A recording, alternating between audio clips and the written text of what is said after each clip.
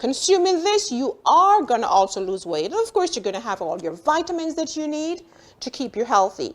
I have mushroom.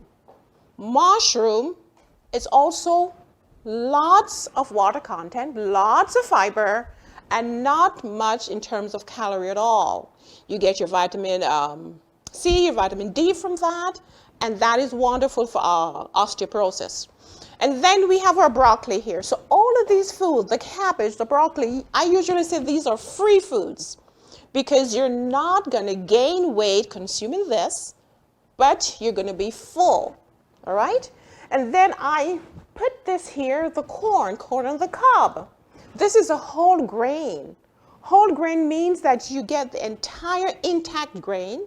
You get your fiber, you get your healthy carbohydrates, your vitamins, and your nutrients. So these are the foods you need to consume if you want to lose weight. Now, I'm not saying consume only this.